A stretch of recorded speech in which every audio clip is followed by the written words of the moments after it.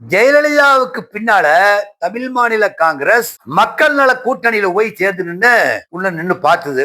அந்த மக்கள் நல கூட்டணியில நின்ன பூராமே அல்ல விஜயகாந்த் இன்க்ளூடிங் விஜயகாந்தோட அந்த மக்கள் நல கூட்டணியில் இருக்கக்கூடிய எல்லாருமே அந்த கட்சியில முடிஞ்சு போயிட்டாங்க.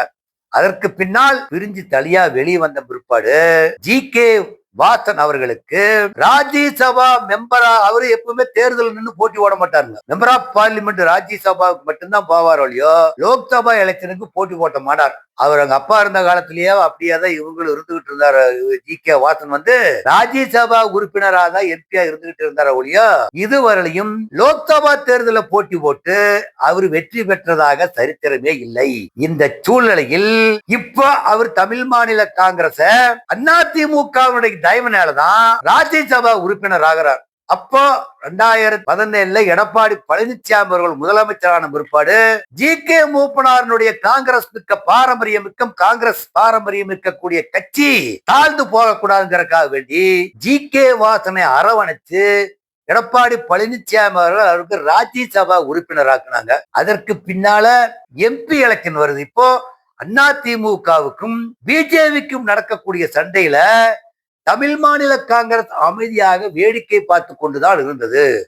ஒரு காலகட்டத்துக்கு பின்னால அண்ணாமலை தலைவர் பதவியில் இருந்து நீக்குநாத்த எடப்பாடி பழனிசாமி ஒத்தக்கால நின்று பிரச்சனை பண்ணதுனால அண்ணாமலை பிஜேபி நீக்கினோன்னையும் ஜி.கே. வாசனுக்கு சபல புத்தி ஏற்பட்டு நம்ம இனிமேல் அதிமுகவோட இருந்தோம்னா நமக்கு எதிர்காலம் இல்லை, வாழ்வு சூனியம் ஆயிரும் சொல்லி பிஜேபி பக்கம் சாஞ்சார்.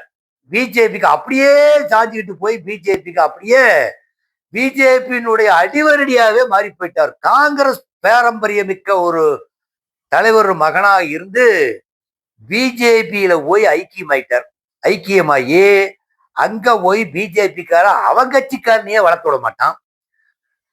அதுக்கு பின்னால அண்ணாமலை வந்து நீக்கினாங்கிறதுக்கு பின்னால கூட ஜி.கே. வாசன் அதை கூட பார்க்காம இப்ப நடந்து முடிந்த ஒரு பாராளுமன்ற தேர்தல் நிக்கிறப்போ சைக்கிள் சின்னத்தில் நின்னாங்க.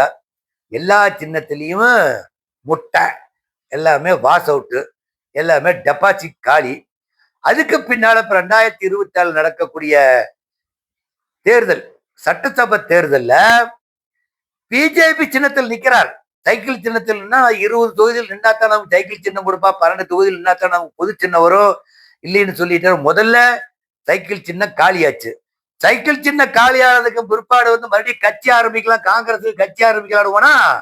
தமிழ் மாநில காங்கிரஸ்ங்கிற பேரு தேர்தல் ஆணையத்துல கட் பண்ணி எடுத்து விட்டான்.